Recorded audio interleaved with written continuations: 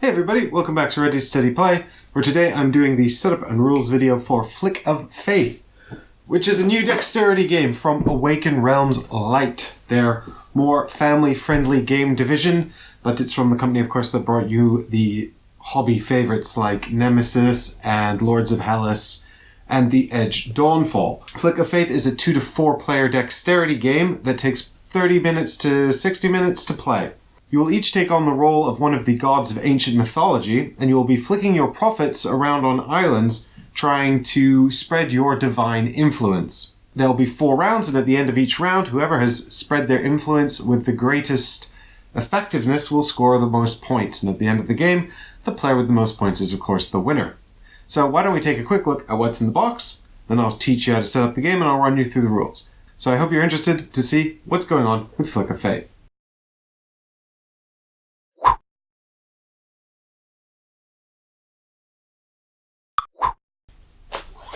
So the first thing we got in the box here is this map with the 4 islands on it, and each island corresponds to a different god or godly sort of domain. There are in fact 4 factions in Flick of Faith, and they will all have their own wooden discs here, and you will need to sticker each one with a sticker on one side. I've already done all the stickering because we've already played the game. So here we've got the Egyptian god Anubis, and on the flip side Ra, each with a different individual player power. Down here you can see the tokens that the gods will need to use to play. I've put all the yellow player pieces into a bag here, and so you can see for the Egyptians we've got 4 temples, we've got 7 prophets, we've got a sphinx, which is a special piece used by Ra, and we've got 2 templars. Over here on this purple island we've got the Greek gods Zeus and Themis. Each again have a unique player power, and they use these purple pieces. So as you can see, we've got the 4 large temples again, we've got some Templars, and 7 prophets. Over here we've got the druidic gods Dagda and Morgan. Dagda comes with this special Hand of God piece, which relates to his specific ability. You can see our temples, our 2 large Templar pieces, our 7 prophets, and this Hand of God piece.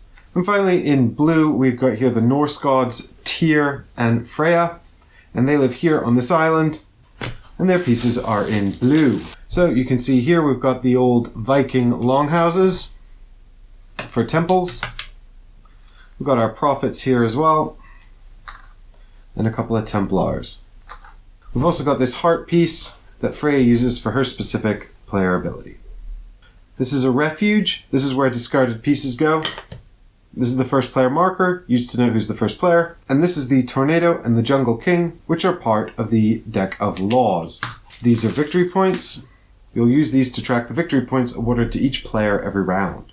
We've got a rule book, and we've got a deck of code of laws, as well as some player aids. And these are cards that will come out every round and change the rules of the game. So with that in mind, let's learn how to set up and play the game. So now that you've seen everything that comes in the box, I will teach you how to set up the game and then how to play it. It should be noted that there is a misprint on page 10 of the rulebook, so you want to check out the fact for that, but the misprint's already been compensated for in this video, so we don't need to worry about that.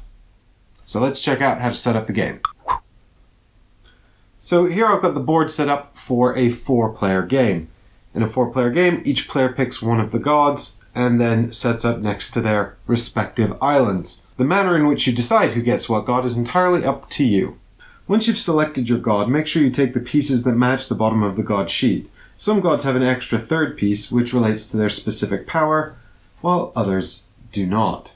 Then each player will take 5 of their prophets, setting the other 2 aside. In a 3-player game, you'll give each player 6 prophets. The Templars and the temples will come out later, so they can be put in a pool to the side for now. We can leave the victory points, tornado token, and king of the jungle token to one side as well, where everyone can reach them. Each player can be given one of these player aids, which has game order on one side and important terminology on the other side. Give the Code of Laws deck a good shuffle and set it to the side of the game board. So, let's talk about gameplay. Once everybody's got a god, then they are going to take one of their prophet pieces, the little guys, put it into their player corner, and attempt to flick it as close as they can towards the navel, which is this part in the middle of the board here. Your player corner is any of the clouds along your player edge, so you can put your piece anywhere so long as it's on the inside of the border of the clouds.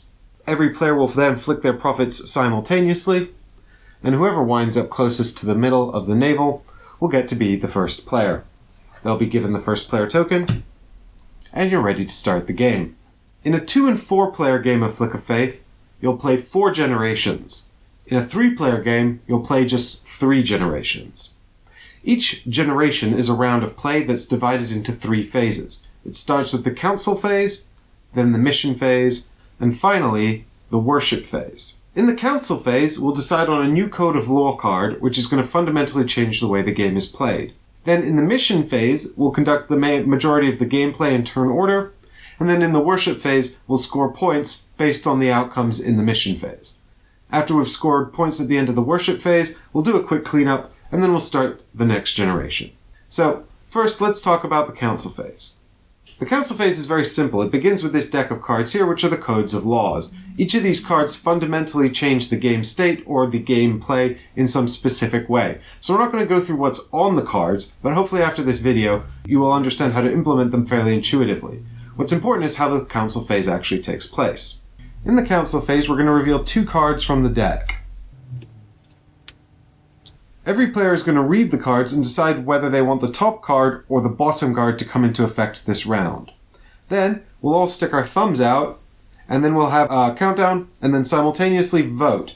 A thumbs up is a vote for the top card, and a thumbs down is a vote for the bottom card. Whichever card wins comes into play, and the other card is discarded. In the case of a tie, the cards are shuffled together, and a card is randomly chosen from the 2. Once the card has been picked, you're ready to progress to the missions phase. So I'm going to do something a little out of order here and jump straight to the worship phase, because I think it'll be clearer to understand why we are flicking and what we are flicking in the missions phase if you know how points are scored. Players will take turns in the mission phase flicking their little profits here onto the board. They're attempting to capture the islands. Here you can see an example of what the game might look like after a round of play. In this case, all of the profits are on the board, which means that all our players must be pretty good. We're going to score points in 2 ways. So we're first going to score victory points for presence, and that means we have someone on the island. So for example, our blue player here is present on this island because they have a prophet and a temple. Presence counts for either and both. So they're still present because they've got a temple. We'll talk about how you get temples out when we go back to the mission phase. So they've got presence here, they've got a prophet here, and this counts as well because he's over the white line. And this one counts too. So that's 4 islands, 4 points for the blue player. Our yellow player is a bit less fortunate. They've got the Sphinx here, which counts as a prophet. That's part of their raw special ability. So they've got presence here, they've got presence here, but they've missed out on this island, falling a bit short, and they didn't get over here at all. So they've got 2 points for presence. So here's 4 points for our blue player, and 2 points for our yellow player. Once everyone's got their points for presence, then we check dominance. Dominance is about the overall population you have on each island. For example, here, on the purple island, we can see 3 purple discs, 2 green discs, and 1 blue disc. As purple has the most discs, purple has dominance of the purple island, and they gain 2 points. You always get 2 points for having dominance of an island. Here on the blue island, we've got 2 dominance because we've got a prophet and a temple. Temples contribute to this count. There's no one else on this island, so blue gets 2 points. Over here, we've got 2 green and 2 yellow. This guy counts because he's just over the border. That means that neither player gets dominance on this island, it's a draw, and nobody gets any points. And up here, of course, it's yellow, who has 2 to blue's 1. 2 points for yellow. Now that we have taken care of all of that, the final act of the worship phase is for everyone to collect their profits back to their player board. It is probable that some profits have also gone off the board and wound up here on the refuge. I'll explain how they wind up here in a minute on the missions phase, but make sure at the end of the worship phase you collect all of your profits from the game board, as well as all of your profits here from the refuge board. Some Code of Law cards remain in play for the entire game, whereas others only affect the current mission phase, so at the end of the worship phase, make sure you check the code of laws, and if it's applicable, move it to the discard pile, otherwise leave it in play. At the end of the worship phase, after everybody's collected their profits back up and scored their points, the first player marker passes around in clockwise order to the next player, and a new generation begins. So, what we're trying to do is gain dominance and presence on each of these islands. So starting with the first player, they will put one profit within their player corner, which is anywhere within this clouded area on their side of the board. Once there, they can flick that piece, which means either a flick like this, or even just a flick like that. Then yellow will take a special flick, and I will demonstrate now with the blue piece here, and I've gone right off the board. So what I'm going to do is take this and put it here on the refuge. That's out of the game for this round, and I won't collect it till the end of the worship phase. Any profits that are flicked off the map are removed to the refuge, but any profits that end up in the sea just remain there. They serve as obstacles, or perhaps they'll get knocked around by other profits during the missions phase. Play will then continue in turn order. Everyone gets to flick one profit, back to the first player, and so on and so forth until nobody has any profits left. What you're trying to do is ideally get your profits onto the islands to create presence and dominance. If you can flick them over the edge on these circles here, these are called the cities. And when you flick a profit onto a city, you take them to the refuge in order to place a temple anywhere on the island. Think carefully about where you put it, especially if it's the island in your corner, because you don't want to block your shots. You also don't want the temple to be in a position where it can be knocked off the island, because then it's removed from the board. Temples are great because they help you with presence and dominance, allowing you to go for more points elsewhere on the board. If you ever have all 4 temples out, and you get a profit into a city and you want to move a temple, you can. You can have multiple temples per island. This will help you to achieve dominance. Don't touch the temples, of course, at the end of the worship phase. The temples are the only thing that stay out, and players aren't allowed to pick them up and move them. The only time you can move them is, of course, if you can place a temple and all 4 of yours are already on the board. If over the course of the game you manage to hit a profit into the Naval,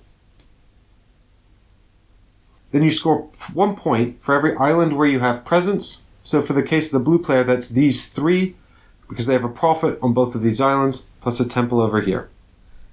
They'll get 1 point for every island where they have presence, plus 1 for the prophet, who is then removed to the refuge. So 4 points in total. And that's bonus points that you receive immediately in the missions phase, in addition to anything you get in the worship phase.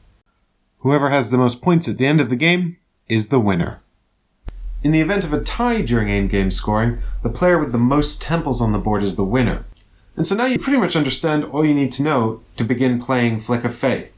Of course, there are all these god powers for you to discover, and this entire deck of Code of Laws for you to discover as well. But if you want to see the game in action, I'll be back tomorrow with my buddy Michael as we take on the role of a god each. So I hope you're excited to come back and join us for that. And we'll see you all tomorrow.